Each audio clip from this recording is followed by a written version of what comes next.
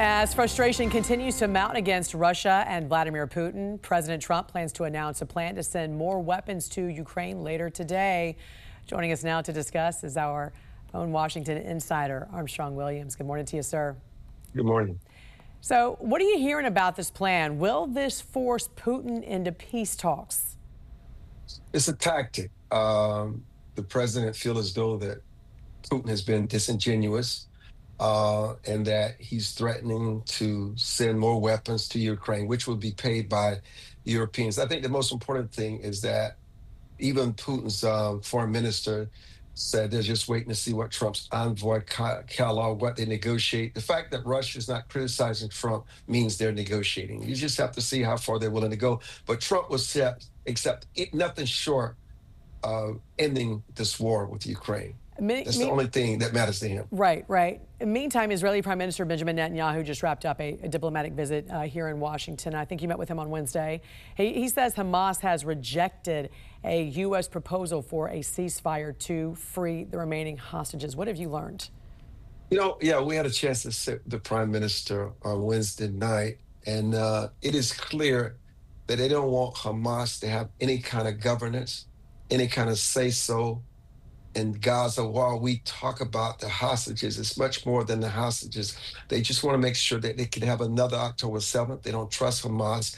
And while Trump wants to wrap this up expeditiously, he's very cautious about this. I know many reports are saying that he's stalling, but he's not stalling. It's just that he has to do with what is in the best interest of Israel when it comes to Hamas and the enemies that continue to surround them. Former CIA Director John Brennan and former FBI Director James Comey now under criminal investigation related to the Russia collusion hoax. What are you hearing about this on the Hill, Armstrong? Well, there's no question John Brennan misled Congress and John Brennan prevaricated. And there's a criminal investigation against him. And James Comey, we're not so clear on what they're charging him for, but they do believe that James Comey and Brennan, there was a conspiracy coordination between the two, because obviously there was no truth to the Steele dossier, and they wanted it out there to make sure that Donald Trump could never become president again. And it failed miserably. And the fact that Donald Trump is president, there's a price to pay. All right, Armstrong, before we let you go, you were honored this past weekend at the Black Conservative Federation Solutions Summit, the largest gathering of conservative minority business entrepreneurs in the country. Congrats to you. I see you're there with Raynard Jackson. Tell us more about the honor you received and the importance of this event and this movement. Well, you have to make contributions to the progress of American blacks in this country.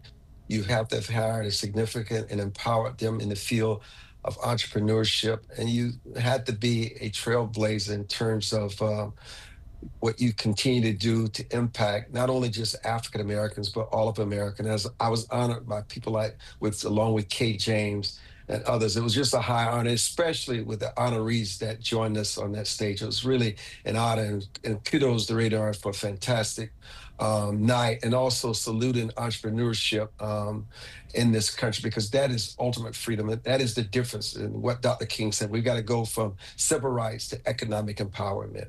All right, Washington insider Armstrong Williams, we appreciate your time with us this morning. Again, congratulations on that great honor you received this past weekend. Have a great week. And thank you. I'm Atral Nishar in Washington. President Trump announces he's giving Russian President Vladimir Putin another 50 days to end his war in Ukraine before initiating steep tariffs on Russia. We're also learning more about a new plan to distribute weapons to Ukraine through NATO. After months of failed peace talks and ramped up attacks on Ukraine in recent days, President Trump giving Russian President Vladimir Putin an ultimatum. And we're going to be doing very severe tariffs if we don't have a deal in 50 days, tariffs at about 100%. President Trump also detailing a new weapons distribution plan that will go through NATO and will include highly coveted Patriot air defense systems. We are going to be sending them weapons, and they're going to be paying for them. This is, again, Europeans stepping up. The president adds that he's now willing to punish countries that do business with Russia with 100% secondary sanctions if there's no peace in 50 days. That's not as far as many in Congress would like him to go. There are now more than 80 Senate co-sponsors of a bill to impose up to 500% tariffs on those countries. China, India, and Brazil buy oil and petroleum products and other goods from Russia.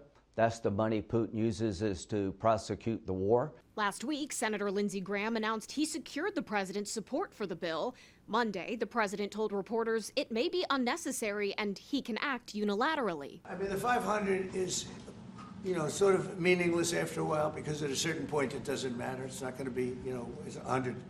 100 is going to serve the same function. Even as the president acknowledges the bloodshed, his 50-day deadline for Putin is at odds with the urgency expressed by many in Congress and European partners watching Russia's deadly summer offensive. And I thought we should have had a deal done a long time ago. But it just keeps going on and on and on. And every night people are dying. Trump called 50 days a very short period of time, but also believes it's enough time for the Russian dictator dead set on his 3+ year invasion to maybe change his mind.